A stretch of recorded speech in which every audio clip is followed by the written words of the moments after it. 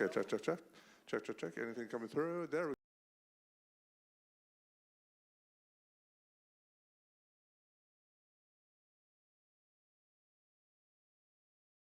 go. Zoom. Yeah.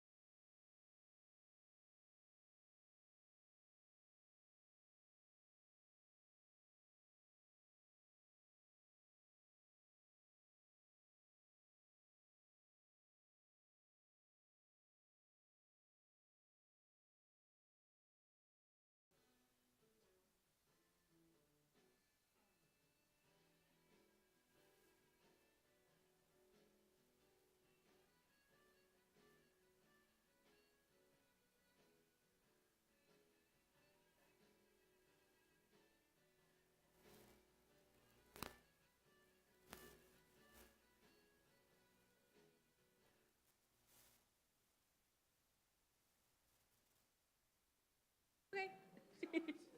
Good morning, everybody. Welcome to Houston Oasis. My name is Alexis Potaman. I'm the MC today. We've got a great lineup for you.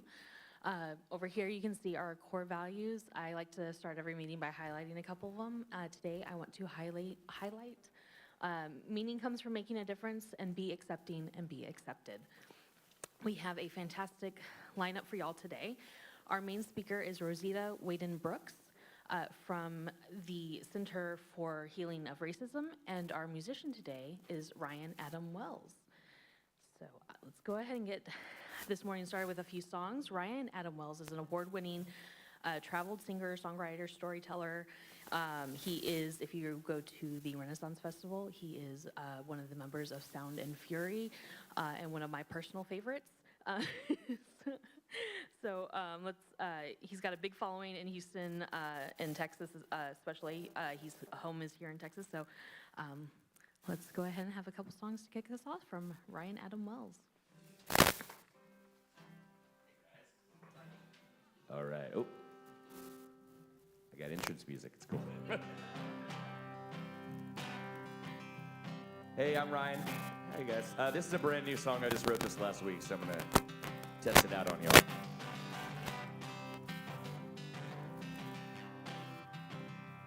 Too many hot days in January for my comfort level.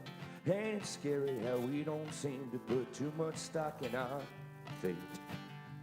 Too many hard ways to find each other across 2,000 miles. I'm stuck in this southern heat wave, so I just melt and wait. All the internet's a blessing and a curse.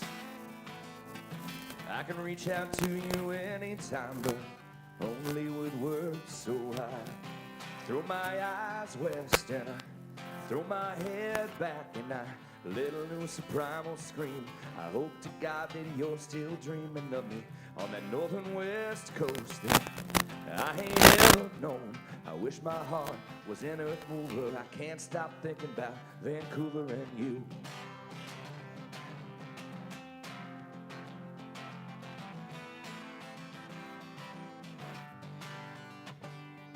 Too many wild thoughts pulling all my focus from the task at hand to our first slow kiss and this thing between us. I don't know what to call it. Well, the time it takes to wind me down or to find a main line to leaving this town has me stuck at the intersection of heart and wallet. Crazy how just a week or two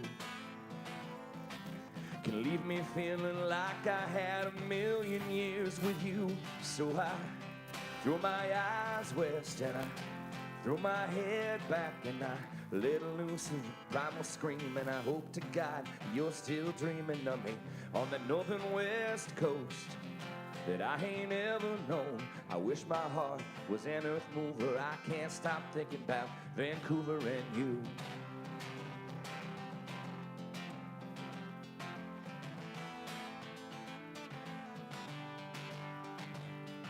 Oh, the internet's a blessing and a curse. I can reach out to you anytime, but only with words. So I throw my eyes west and I throw my head back and I let loose a primal scream. I hope to God that you're still dreaming of me on the northern west coast where I ain't ever known. I wish my heart was an earth mover. I can't stop thinking about Vancouver and you. Vancouver and you. Vancouver and you. I wish my heart was an earth mover. I can't stop thinking about Vancouver and you. Thanks. All right, yeah, all right, cool, thanks. Brand new, so hopefully, see how it goes. All right, we're gonna go in a little different direction for the second song. This song was actually written by my best friend, a songwriter in Indiana named David Sheehan, who has retired from performing, so I've stolen his songs. I told him he can have them back if he starts playing music again. He's not going to. I had to change one lyric in this song to make it fit for me, though, so there's one lyrical change, and I guarantee you'll be able to figure out which lyric that was, even though you have not heard David's version. This is called Dear Kate. You can find this streaming everywhere. Look up my name, Ryan Adam Wells. Dear Kate, I didn't mean to break the little vase upon your table. I was walking and I accidentally tripped. I had the choice between falling to my face upon the floor and reaching out to get a grip of something solid. Well, the moment of my tripping, well, I opted for the grip, and then I gripped the first thing that I was able. And I gripped that little vase as delicate as lace that was sitting on the corner of your table. Oh, and Kate, the whole thing's haunted me for years. It's been the source of all of my nighttime fears, and I'm writing you today to try and clear the air, and also to attempt to explain why that vase is no longer there. Dear Kate, I didn't mean to break your little heart when we were younger. I was foolish and I didn't have a clue. It's like the world caved in and it put me in a pocket, and the pocket belonged to you. Like you knew blue jeans, well, at first it was elating, then I started suffocating. How to get at, I discovered with a start. So I broke all I could, but it wasn't any good. That pocket was really your heart. Oh, and Kate, the whole thing's haunted me for years. It's been the source of all of my nighttime fears, and I'm writing you today 'cause it's tearing me apart, and also to attempt to explain why I went and broke your heart. Well now, Kate, if you can't forgive me for the vase, I understand. I know that it had sentimental value, and I didn't mean to break it, oh Lord, I swear it was all a big mistake. Isn't it the worst when the things you put first are the first things that you break? Kate, we should get coffee soon. Call me if you're free. I hope you're doing fine. Think about you all the time. Sincerely, Ryan. All right, thanks, guys. See you in a little bit.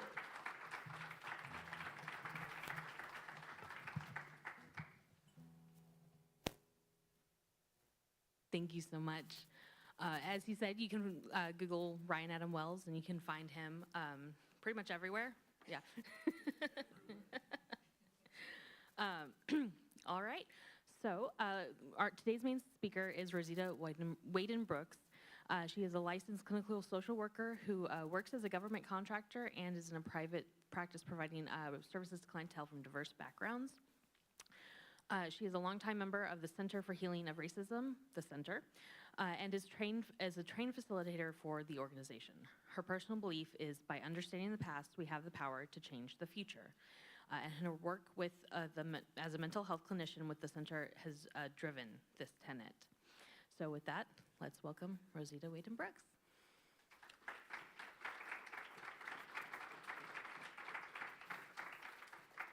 Thank you and good morning. I'm mic'd up, so this is new to me.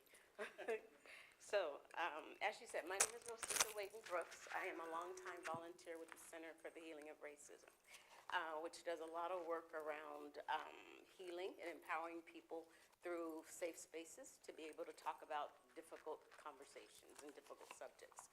So, I want you guys to take a minute and think back to when you may have been in a meeting or a party and someone said something that just stopped the room.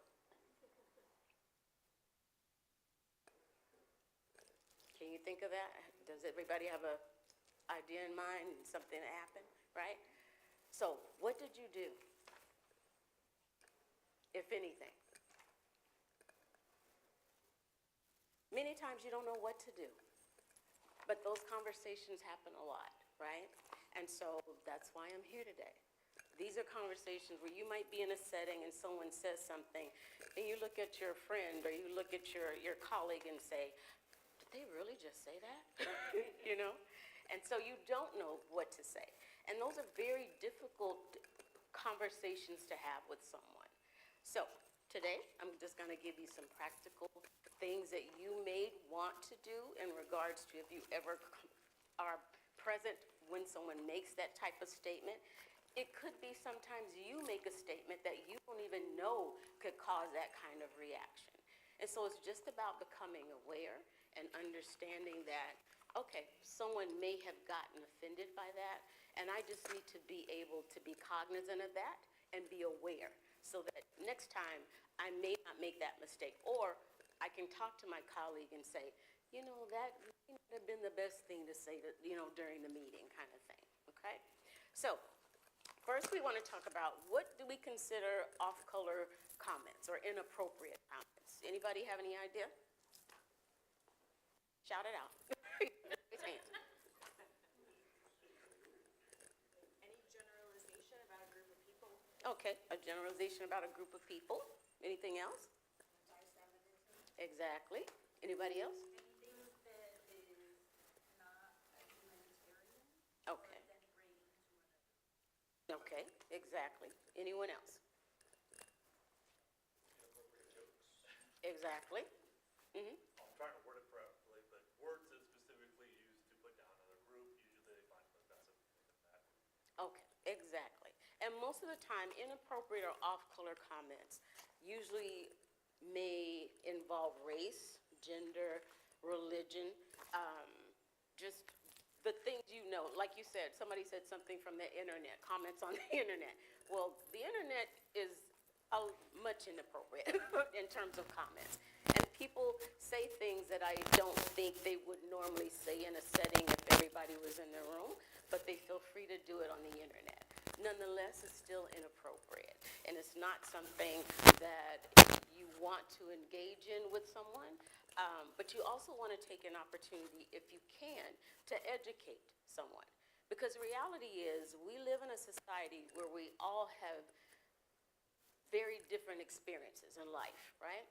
And so what I may see as offensive or inappropriate, someone else may not, because they didn't have the same experience that I've had. And so that's what we really want to be cognizant of. And as a clinician, my hope is always that no one is saying something with the intent to hurt someone, right? That because of how they've been socialized or grown up in our society, then that's something that might be normal for them to say those kinds of comments, right? So as a clinician, for me, it's always about using those moments to educate and not make judgments, because I want people to understand that we do live very different lives, and we have had very different experiences in terms of how we've been socialized, how our families have been socialized, what values have been passed on through our families. And so in doing that, I'm not there to judge. I'm just using that moment to possibly educate and hopefully make that person aware, okay? So the one thing that we want to look at in terms of inappropriate comments is the intent that comes along with it. And again, I hope the intent is never to offend, but in reality, it sometimes can be, right? And if that is the intent, what's the impact of that?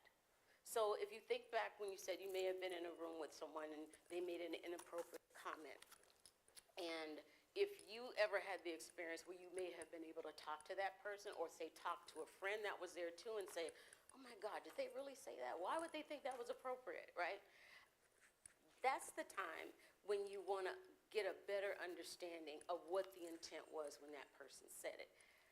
But you have to be in a position and in a place where you feel comfortable either talking to that person or maybe making a general statement as opposed to saying, why did you say that?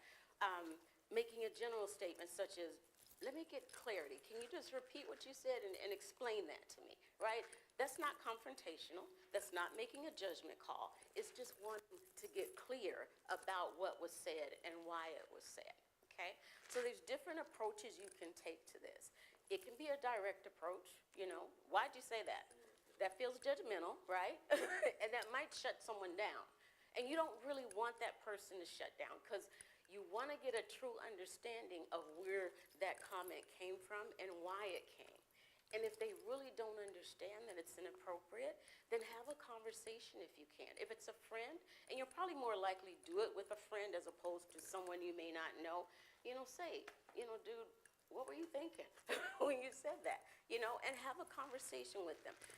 If it's an acquaintance or a colleague at work, you might, if it's someone that you might have conversation with or you work with closely, you might have the same kind of conversation and say, I don't know if you realize it, but, what you said might have been a little inappropriate, right? And so you just want to be able to do what you feel comfortable with. Or if you don't feel comfortable, don't do it. Because the reality is that difficult conversations, such as talking about race, such as talking about religion, such as talking about politics, they're not easy to have. They're not easy to have. And so you have to be prepared to put yourself in a position where that person may be offended by you coming to them in the first place. But always know the intent behind it is what's the motive.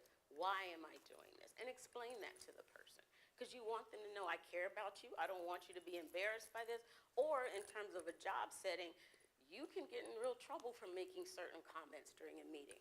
I remember I was in a meeting one day, and my superior, my boss per se, came up to the front, and we were having a report because we pass on information from shift to shift.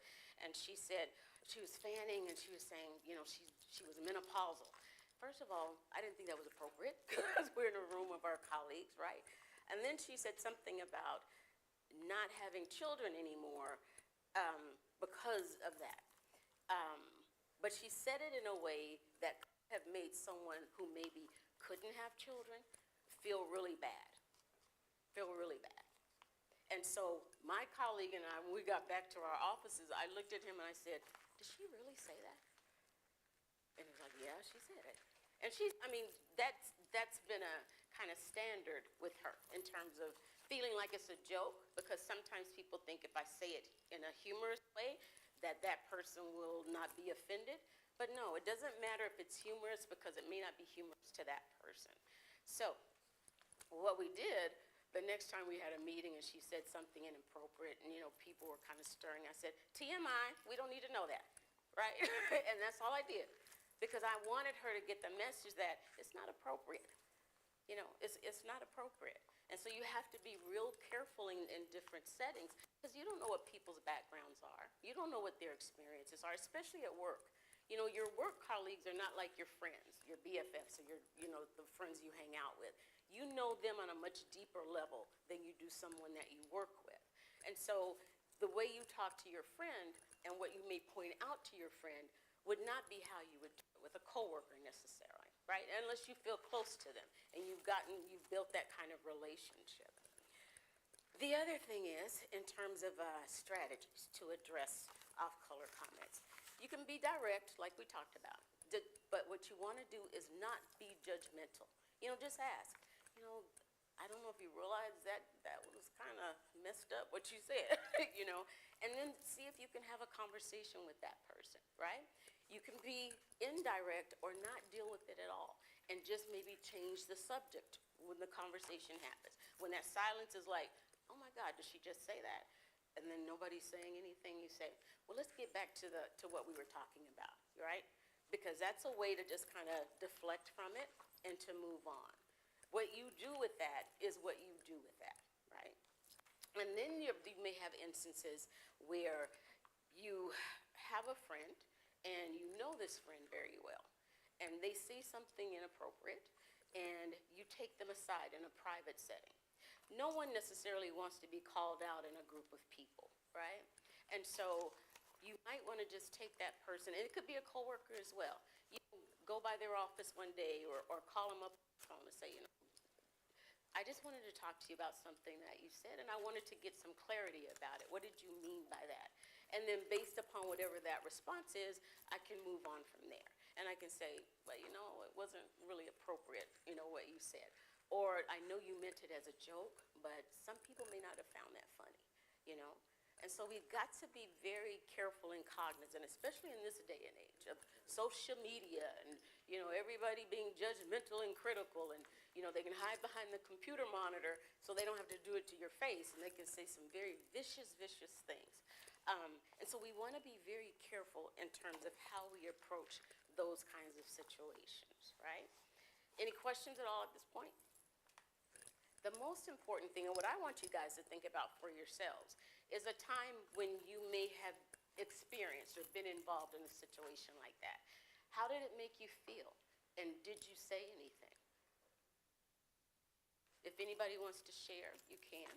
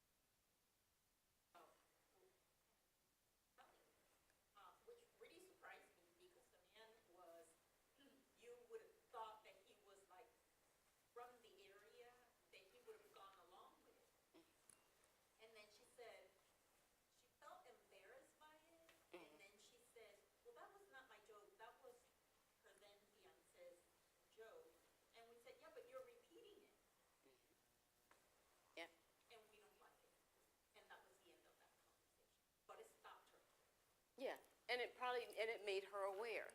And that's that's the whole purpose of, if you are able to say, that really wasn't right. And most of the time, they might get defensive, especially in a setting such as that where there are other people.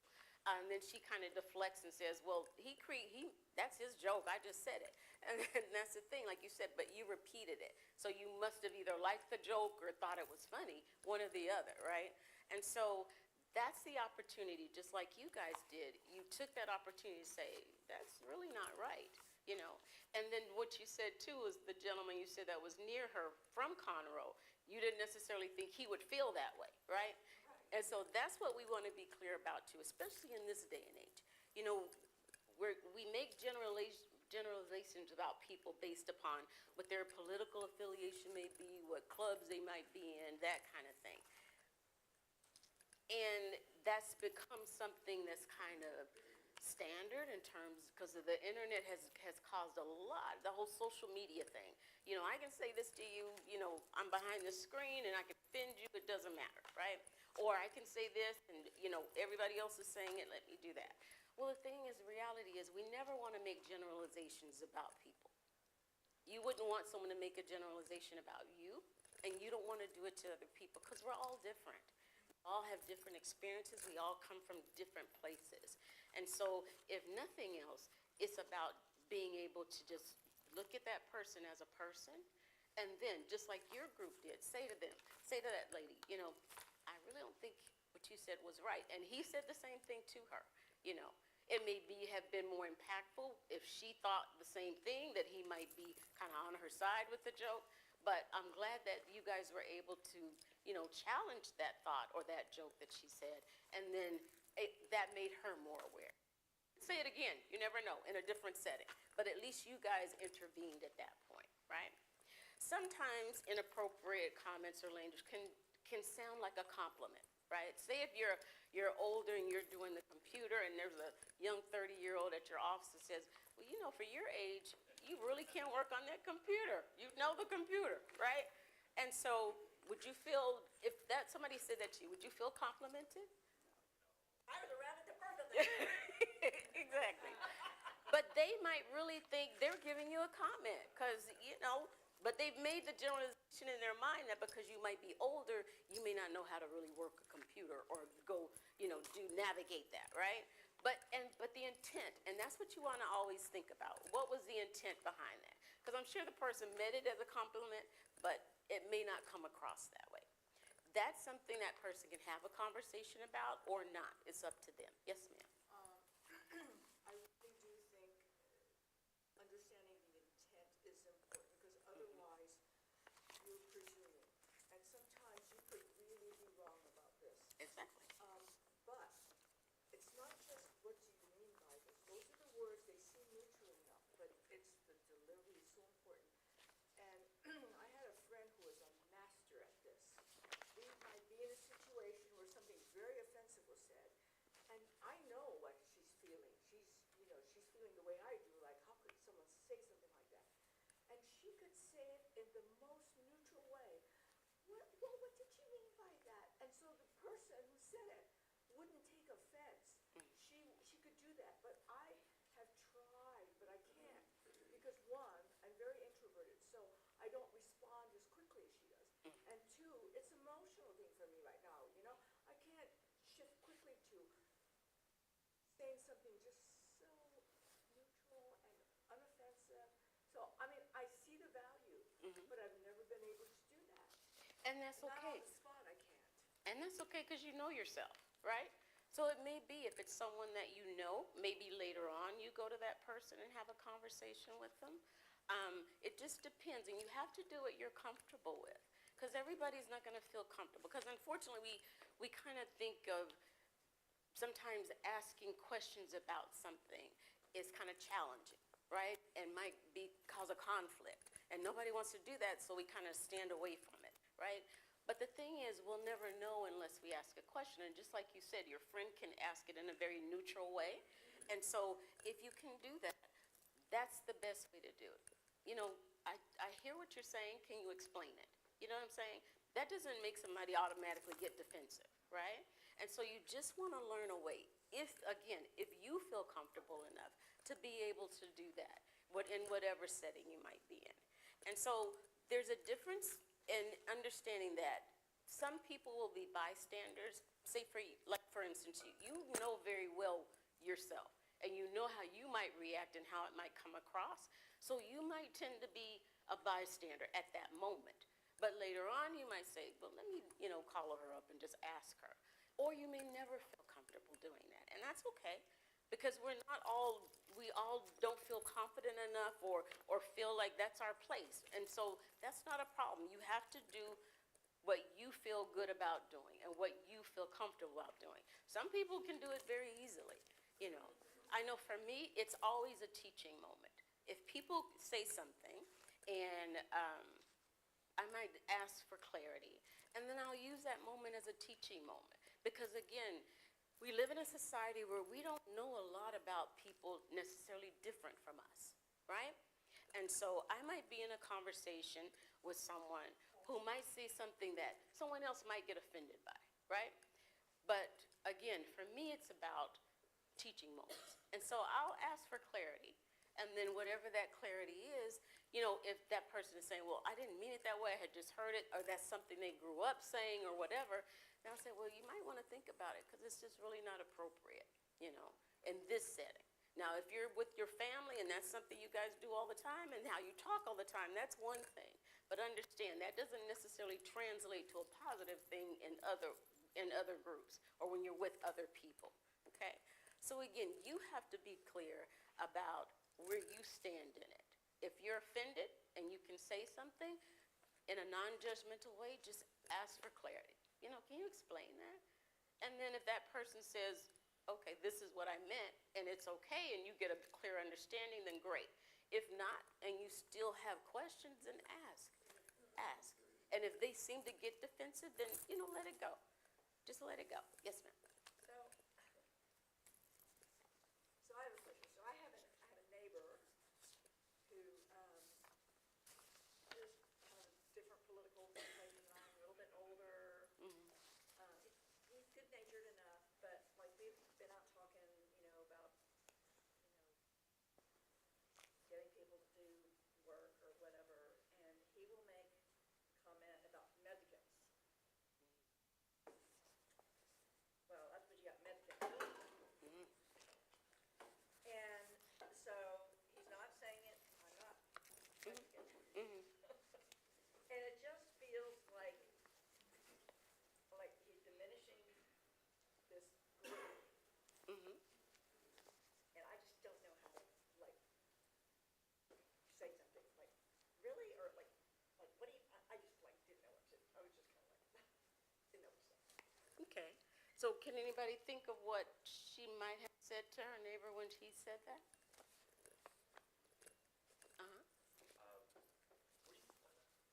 Exactly.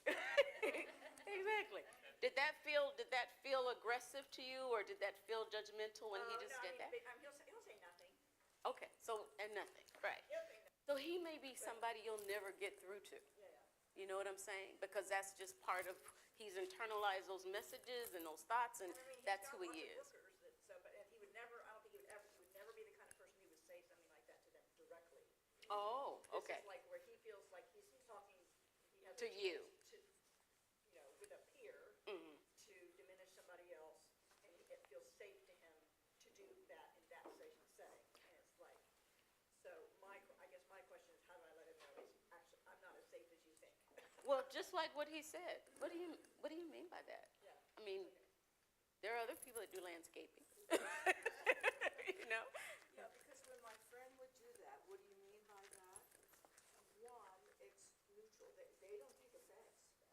Two, sometimes they will say something that surprised you. You didn't know. And three, sometimes it puts them back on their heels because they got to explain themselves. And so it's just amazing to watch when it works well. I think the biggest issue I'm hearing when people are saying they have a hard time saying it's the nonverbals that are not being used in showing what do you mean by that?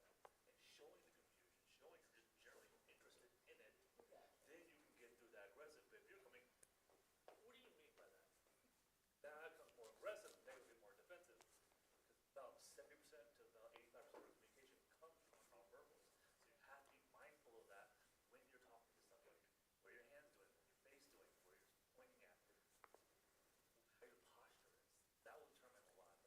And he's so right, because in my work, when the pandemic happened, they started doing virtual therapy online.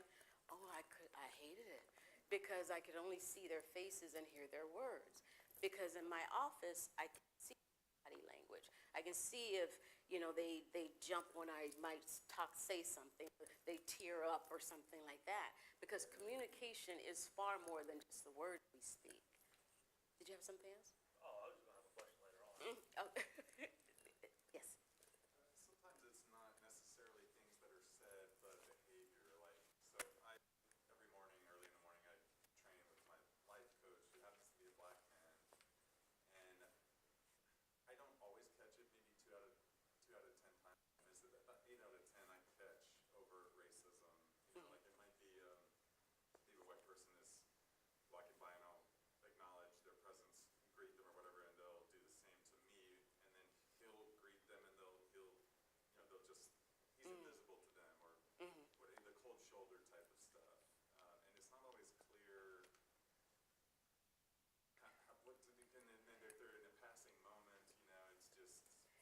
And what you want to recognize is that person may not even realize they do that. You know what I mean? Because we have, around racism in our society, we've all been socialized in different ways, right? And so we've internalized these messages that we've gotten just from schools, textbooks, just the media, just people in our communities. And so that person may not even realize that they have diminished him in some way by not speaking.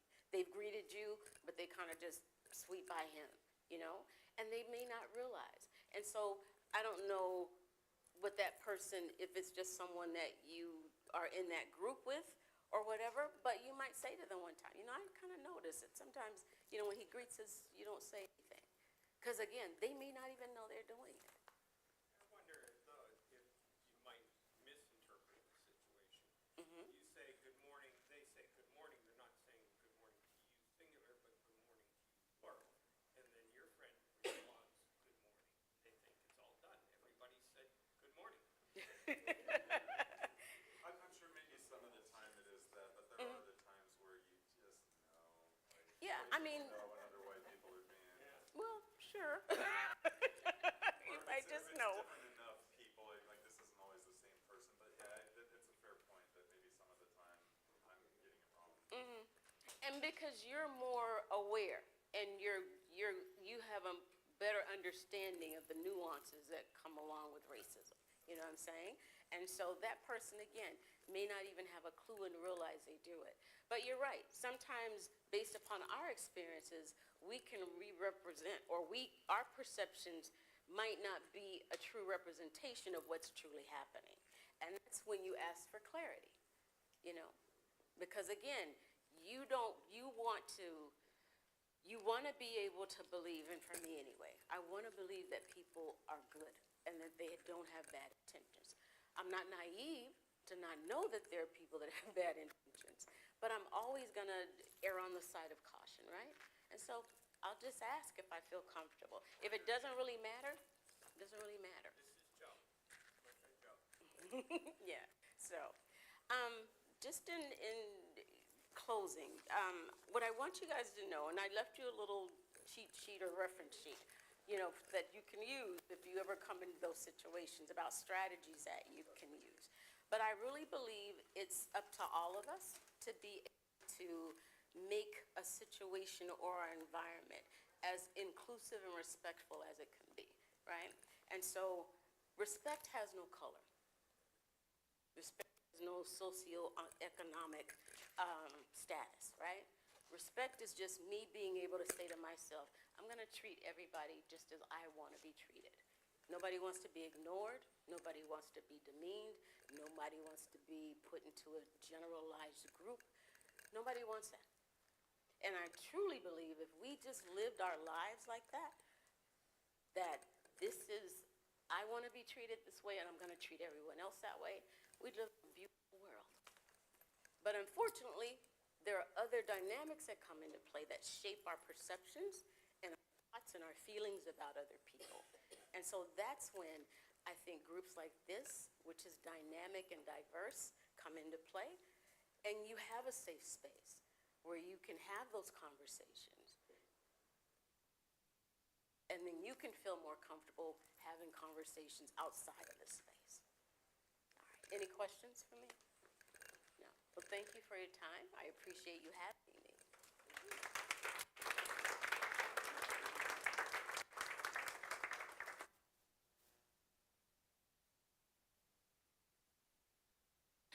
Thank you so much. And we will do some Q&A, but first we're going to take a coffee break. Before we take our coffee break, I did want to give a couple of announcements. We do have Monday afternoon bridge tomorrow at 1:30. You can see Jennifer over here if you want to go to that. We do have a volunteer event coming up at the food bank on March 21st. If you want to go to that, please sign up, and you can find a link in the bulletin. And we have the book club on March 25th. I also want to let everybody know that there are special elections coming up. So if you are in Houston City Council District C, which we are actually currently in right now, there is early voting from March 18th through the 31st, and election day is April 4th. If you are not registered to vote, it's too late to register to vote for this, but Will does have voter registration, so in future elections, you can vote. And with that, we will take a 10-minute coffee break. 10-minute coffee break.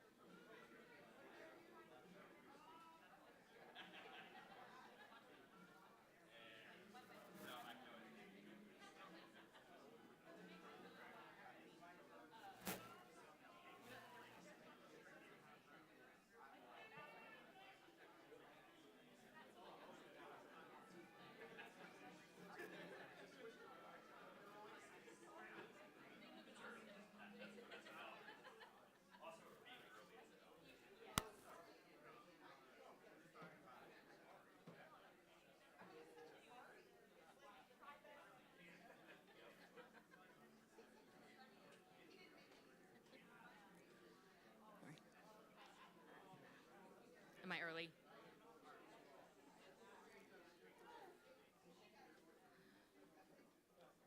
All right, welcome back, everybody. Lots of fantastic conversation, which is great, because I would just want to take a moment to remind everyone that we have lunch today at Cafe Express. So please join us at Cafe Express afterwards, and we can keep that conversation going. Before we have one more song from Ryan Adam Wells, I did also want to announce that we do have KDIC school boards also coming up. That's not until May, so you've got some time. But we do happen to have a candidate in our midst, if you have any questions or want to talk to him.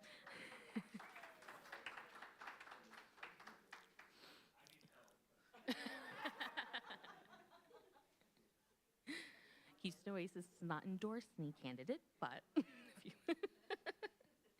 I also wanted to say there's the art car parade coming up. So there's a ball on Friday, April 10th, and the actual parade is April 11th. So there's some information on the back table if you are interested in that. It's always fun. Yes, Judy. The ball is so much fun because for Halloween people dress up as characters. Well, with art car ball, you dress up as an extension of yourself. And it's most fun. And the music is fantastic. You can find that. I'm not really sure.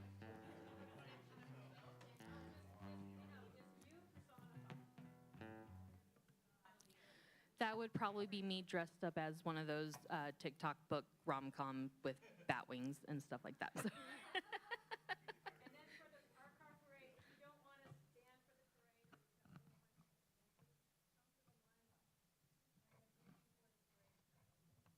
That's smart. Because the lineup, and it's funny because it's like the non-parade, because in a parade the cars move, and for the lineup,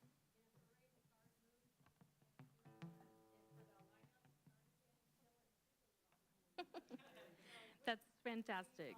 art car artists enjoy that part because you can talk to people. That's fantastic. Thanks.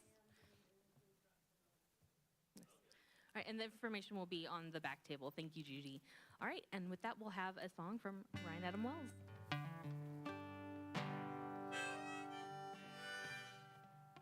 You can find this one streaming everywhere too, so look me up on Spotify or Apple Music, or Bandcamp helps the most because they actually pay me.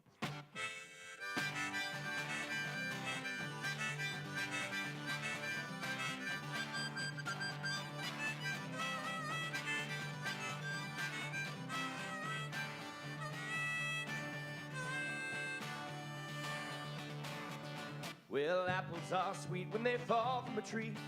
You pick them too soon, they're sour. There's something about the wait for a treat that gives that good feeling its power. So I'll wait, I'll always wait for you.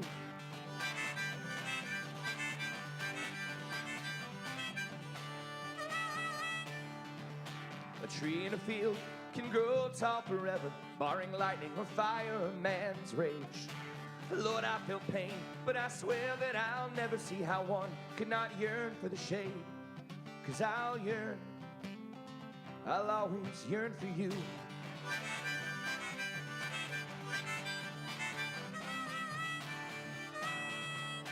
When I look outside, you're all that I see.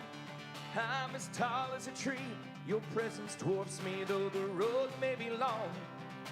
The field may be wide. It's apples to apples, your heart to mine.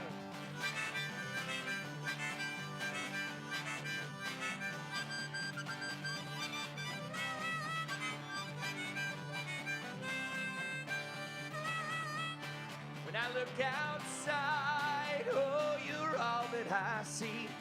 I'm as tall as a tree, your presence dwarfs me, though the road may be long, the field may be wide. Oh, oh. It's apples to apples, your heart to mine.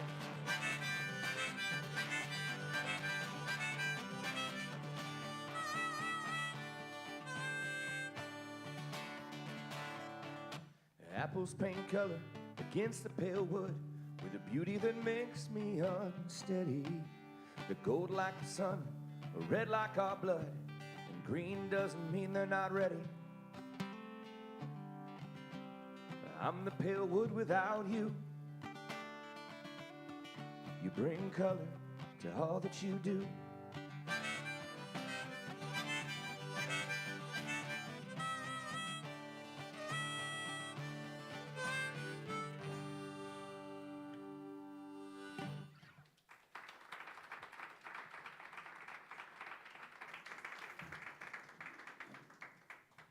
Thank you so much. All right, we are going to do Q&A. If you have a question, please wait for the microphone for someone to bring it back. This is so, A, we can make sure everyone in the room can hear you, and B, that people online can also hear you, because does go online. And so with that, we can go ahead and get started with Q&A.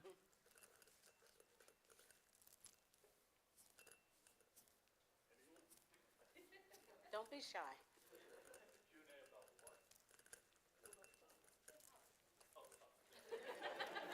Yes, the topic. Sorry.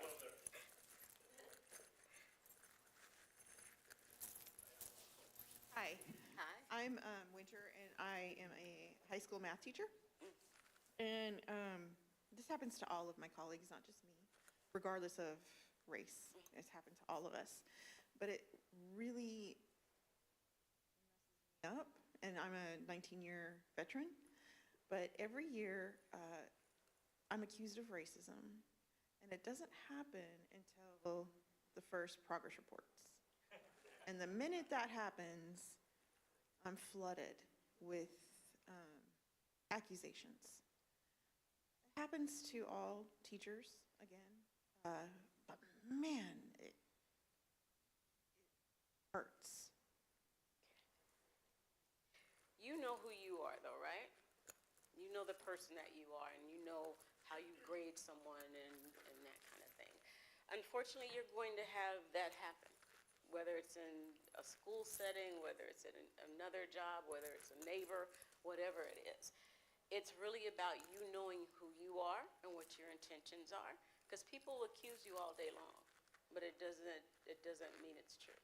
And so in that regard, But what if it is? What if it is true? Like, I have to think that, right? It happens every year, 19 years. What if you don't realize? What if there is something that I'm doing? So And let me how ask- would I know? Like, let me ask you something. The kids that make A's, are they accusing you of that? A's, B's? Right. So it's probably children who maybe haven't been doing their work and, that kind of thing. it starts to internalize that, though. It starts to really. It bugs you. Then do What some, if I am? then do some self-reflection. You know what I'm saying? Do some self-reflection. Like the center where I work, the Center for the Healing of Racism, we have what's called dialogue racism. Because again, there's so much we don't know about each other because we live very separate lives. And again, that's why I love what you guys have here, because all of you are from very diverse backgrounds, and it seems like you're open to talking and being willing to share. And so you don't get that a lot in a lot of places, And so they have what's called dialogue racism, and you can come and you can get an understanding. And what it helps people do is to recognize that my perspective in terms of racism is going to be very different than yours, because my experiences have been very different, right? But also, my experiences can be different than this African-American person's experience over here, because we don't come from the same place either, right? And so that's where this allows you, in learning more about how our society has evolved in regards to race, that helps, and then it helps to bring you clarity about what your thoughts are, and if you're not that person, then don't take on that burden. Yeah. Yes, ma'am. We got one over here. So to go along with something we had earlier there, and I'm also a teacher as well, so I deal with something quite often as a middle school teacher, is students who are purposely trolling me and or rage baiting me, as they tell me all the time. It gets exasperating to have to constantly be brought up to a level of anger because they purposely do it, and they'll double down constantly, even if you ask, what do you mean by that? What's this? How would I go about not internalizing it as much and just moving past it? And also at the same time, educating these children that you do not want to be doing this in public because you don't know what the reaction of somebody in public would be. As a teacher, my reactions have to be muted. But out there, They don't, right. And sometimes, social media is a wonderful thing and it's a not so wonderful thing, because it allows people to have a platform where they can say very ugly things, where they can harass people, where people can do all kinds of things through social media. Again, it comes down to you knowing who you are. And what happens is, it makes you angry. Is it the things they say that makes you angry, or is it just the process that they are trolling you? for me, it's pulling away from the learning of others. I don't have time for this. Can we move on? Yet they keep on hammering it, pulling it away, which causes the learning of others to go down, causes me to have to constantly mitigate the one or two students from doing these behaviors, and we can't continue on with our day. So this is happening in the classroom. In the classroom, almost daily, I've had to call their parents a few times and say, can you tell your students stop trolling me? And give the phone to them. So there's really no consequences, because they continue to do it, and the school doesn't take a stand against it. I'm this particular student, I am their safe teacher, the one they would come to if they have a problem. And they have told me that they still do it, even though they like me as a teacher, they still purposely try to get me angry because they think it's fun. Oh, they think it's fun. Yeah, it's a game to them. And they keep on commenting how, Mr. H, your hair's getting balder. Like, yeah, I wonder why. The problem is, there's no consequences to the behavior, so they just continue to do it. If the school doesn't take a stand against it, say you go to detention, if, whatever it might be, go to the principal's office and there's some consequence for it. But as long as there's no consequence, there's no reason for them to stop doing it, unfortunately. Yeah. But you're strong. Although this was not light, I can tell you this. Anyway, yes, ma'am. So as a fellow teacher, I would say, I would answer to anybody that tells me that numbers aren't racist and a score is a score. The next thing that I would suggest is, can you tell me or make suggestions of how I can help you to bring those scores up, and then we can work on this together to get you there. You don't look, it might work, you never know. You never know. But again, we can't control other people, right? All we can control is ourselves and our response to what goes on around us. And so again, know yourself. You know what you're doing when you grade those papers and when you put out those grades, and you stand by that. Hi. I do want to say, as someone who has been a black student in the past, and I wouldn't purposely rage bait my teachers, but I knew I had black friends who we would be like, let's have fun with the white teachers and do that. I do want to say, when you're a kid and you're navigating racism and you're experiencing it and you're trying to figure out what that means and what that is, and when you're starting to get like older, like middle school and high school, and you're starting to understand like there's more than just overt racism, there's this nuanced, covert, some people are demeaning to you without meaning to. It is really confusing to navigate that. So that's kind of where you get that, where you have a bad experience and you're like, it confuses you. You're like, okay, is this secret racism? Is this, it's hard for you to understand why that's happening. You start hearing things like all of these statistics and stuff like, oh, Black students don't like achieve as well, and some of that is their home upbringing and all of these things, like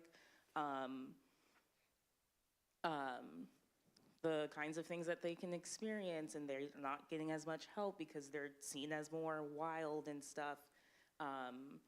And it's so much like, it's overwhelming. Like, you just really don't know what to make of that information. And so sometimes you're like, you have a bad experience and you don't know if that's because of you or because of something that's happening on the outside. And so you kind of like err on the side of caution. It's like, I'm gonna assume that people are being bad to me because the times that I tried my best and it was someone just being terrible to me, I was like emotionally unprepared and very hurt by that. And so you start becoming a little bit more cynical and assuming people are being bad to me and I just have to figure out how to deal with that.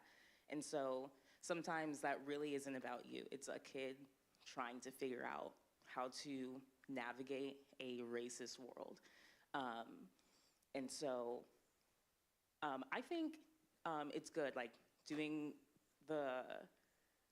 the right thing of just knowing what your intentions are and continuously showing up for them and showing like, hey, I'm an educator, I'm gonna teach you, I'm gonna help you, whether you call me racist or not, and I'm still gonna be here. And when they get more of those positive experiences, like, oh, they're actually trying to help me and there are people who are white but not racist toward me, and they get more experiences of that, it helps them to understand, oh, okay, when they become adults, they're going to realize it's a lot more nuanced.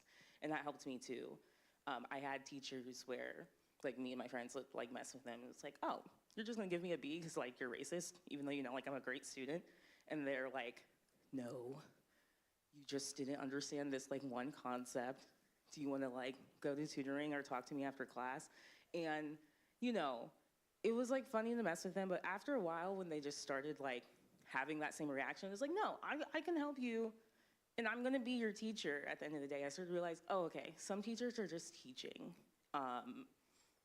And it really just did take that consistency like over like years of just, oh, some teachers are just, they wanna teach. And if they don't know something, they don't know that like I'm gonna find, like I had that thing with like history teachers, like they would talk about like the textbook idea of where the civil rights movement and stuff is like, oh, I think you didn't mention this, so you're racist. And they're just like, when you start to realize like, no, they're teaching the material and that's like maybe a bigger like systemic issue and they're trying their best, then you start to realize, oh, this is nuanced and racism isn't just if I hate you or something. And so it's hard to be a kid navigating that, and we need those like good experiences with people who are trying, even if they make mistakes, to help us understand that, that's a bit more complex. Yeah. Unfortunately, our society has evolved and internalize these messages about people different from ourselves, right? And when you have to seek out information, even though it's part of how our society evolved, when you have to seek it out and you're just given this one bit of information, then it's hard to know when something else is happening. And that's where experiences come in, right? And so at this time, we have to seek out information to know from a historical standpoint why there are groups that feel this way, the groups that feel that way. And I think if we had been given all of the information from the beginning, we'd have a better understanding of who we all are, you know. And so that's what I encourage people to do. The internet is a wonderful thing, and it can be a not so wonderful thing, but it's a wonderful thing in terms of information. And it's there. It's there. And we just have to seek it out to have a better understanding.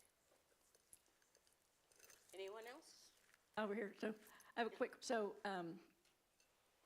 put you on the spot a little. As somebody who's with the Center for the Healing of Racism, I guess my question is, like, how do you feel this the state of us is these days when regards to racism. I know we've had this big push after the George Floyd murder, and there was a lot of anti-racism education going on, and now it feels like we're kind of going backwards a little bit. But like, how do you, like, from your vantage point, how do things seem? Just in terms of the work we do at the center, there's an understanding that, for one thing, race is a construct. It's not a real thing. It was created for a reason. And so we don't necessarily use that word. We use ethnicity, because people come from different ethnic backgrounds, right? Same thing with racism itself. We believe racism is prejudice plus power, right? So in your situation, you could be seen in that way because you have the power to affect their grade, right? But for the most part, someone who is just your neighbor and says ugly things, they're prejudiced, but they don't have the power to affect your life, right?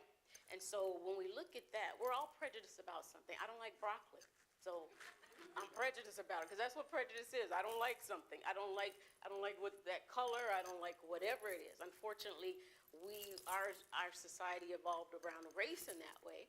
But again, that's where it comes to where we have to seek out information, where we have to be willing to step up and have the courage to say, you know, I don't think that's true about everybody. Let me find out.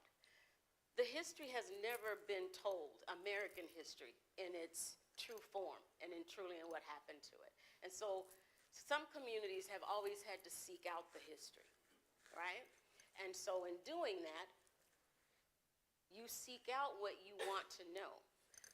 But if the standard is this, and you never have to seek it out because this is the standard, then you have to make a great effort to understand other people and other groups of people. And that's what I encourage people to do. Learn on your own. Be curious. Want to know. Because this just didn't happen. Our society did not evolve this way happenstance. It didn't just happen this way. It was created this way, but it can also be changed. And that comes with knowledge. That comes with understanding of people different from you. And that comes with the courage to ask questions of someone different of you. I don't care if someone asks me about what my hair looks like or how I did my hair. Again, I use those as educational moments. I know everyone won't do that, but ask. There's no harm in asking.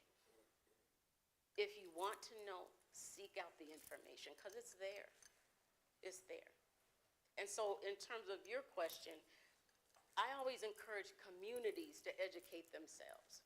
And so that's with the center, we have a program that we're going to be starting where from the beginning of Christopher Columbus discovering the Native Americans, not just discovering America, right?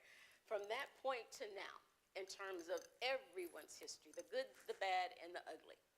So we're going to have a film series so people can come and get a true understanding of what has happened in America and how America has evolved from that standpoint. But it doesn't have to remain this way.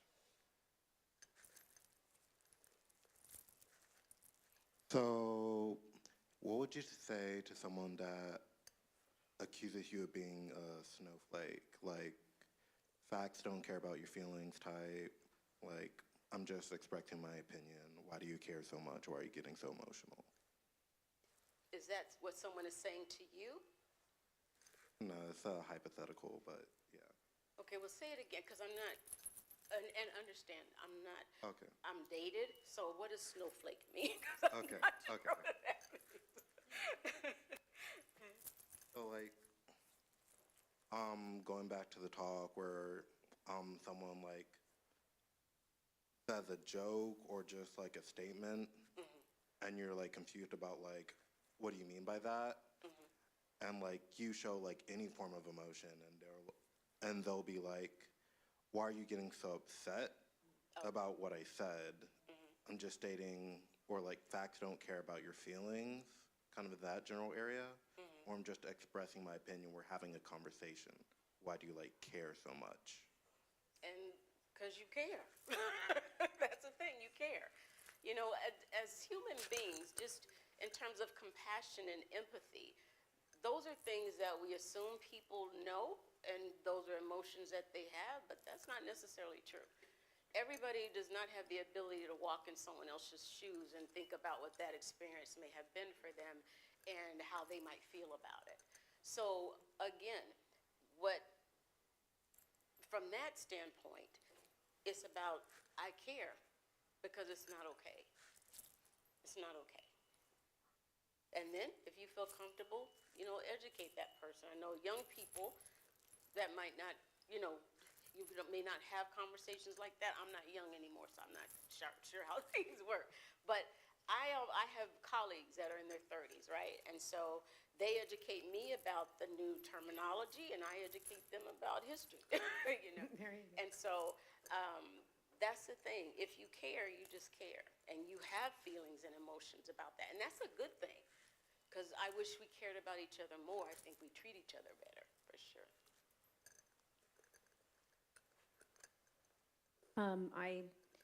Everybody's a snowflake about something.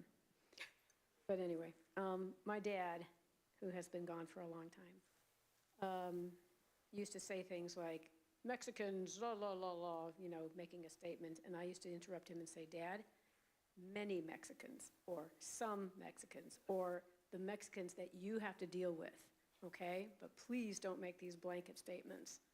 And, you know, it's just this thing that people make these generalities and they assume that it's just this universal truth, when it's not. It's your experience. And if you can tell somebody, you know what, that's your experience, okay, all right, I get it. And then again, that's non-judgmental. Exactly. Yeah. And your dad probably came up during a different time, you know, but you made the effort and you interrupted that thought for him. He may not have ever changed, but at least you tried. I think to kind of piggyback off of your question, for me, comedy has always been that kind of gray area because, you know, when it comes to comedians, a lot of their goal is to maybe offend certain people. It is to make generalizations. It is to be kind of aggressive. And there are going to be groups that they know that they're going to turn off. And with a comedian, it's like, well, then I just won't go to your show. And they're like, that's fine. Other people will. But because of that gray area where it's okay for some to do it and it's a joke and it's just a joke. It's comedy. You know, just you shouldn't get so upset about it. It's comedy. Then whenever we're in our personal lives, it becomes harder. If it's your boss saying it, it's easier to go, whoa. But if it's among peers, well, it's just a joke. And like, they're just trying to be funny. And, you know, so it becomes much harder, you know, to call it out because obviously like there are comedians that when I listen to today from when I was younger, I'm appalled that I found it funny, but I did. I found it very funny back then. And so obviously like we grow and as a society, there are things we say, you know, aren't acceptable and we kind of shut down. But anyway, I just think that in that area with peers, it becomes very, very hard to put a fine line on acceptable, not acceptable, because like you said, it's so nuanced. I think for me, it becomes very hard when it comes to comedy. Just going to respond to the other people who made comments and asked questions. So the guy that actually just left, oh no, he left. I was just going to say that, you know, if someone is not, you know, caring about your feelings, then that's not really a conversation. You know, that's, you know, because he was saying that people said, oh, well, you know, I'm just expressing my opinion. Why are you so upset? Well, if they don't care about your emotions or whatever, then it's not really a conversation. It's, you know, an imposition or whatever. And I was going to tell Winter up there that, you know, if you're the one who's asking yourself, like, hey, am I the problem? Then it probably means that you're not the problem. Not certainly not the problem, but probably not the problem. If you're the one who's asking, like, hey, what do I need to do? And you're checking yourself, so. And that's a good word, checking yourself, you know. And because you want to be able to self-talk. You know, I know people say I'm talking to myself, people think whatever, but no, self-talk is important because that's when you do ask yourself, am I reacting this way because of this? Did I feel emotions about that because of this? And so that's a good way to kind of monitor your emotional response to things and pinpoint what's causing me that emotional response. Mm-hmm. Thank you so much. Thank you guys again for having me.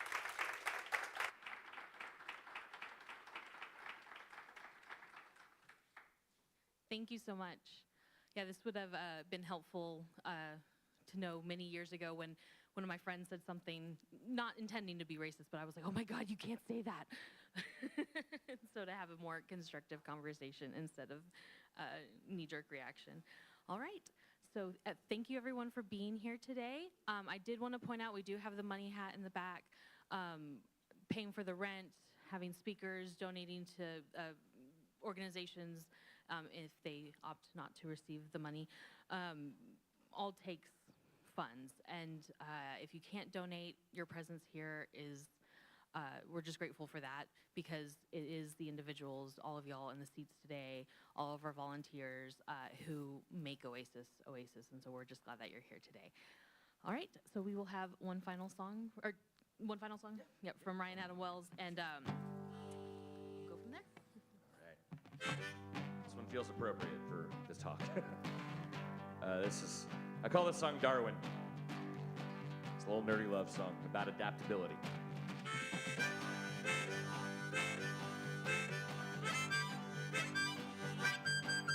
I'll be the fire in your pocket when you want to start a fight.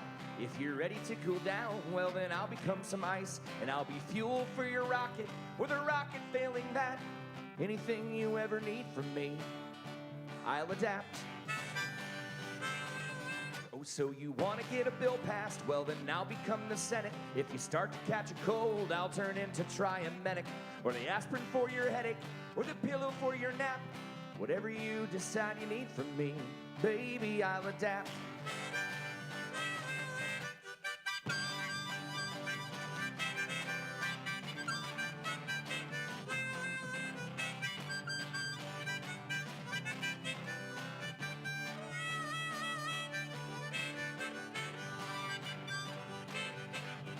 So you wanna live life as a Hawaiian?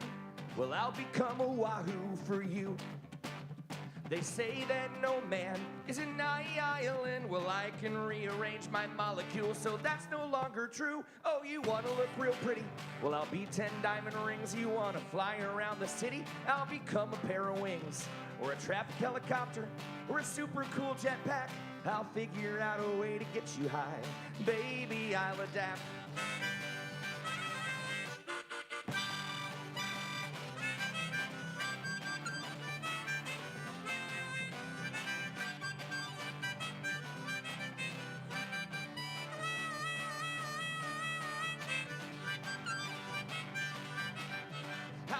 Mansion in the Hamptons, or your cozy little shack.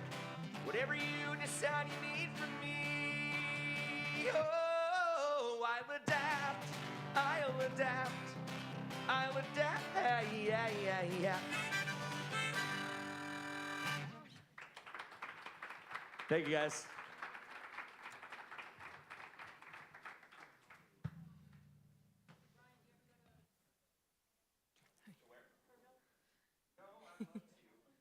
All right, thank y'all, everybody, so much.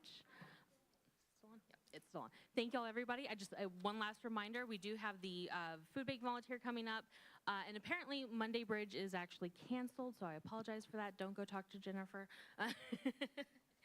but it will be back, I believe, next. I told him no bridge. Yeah, good.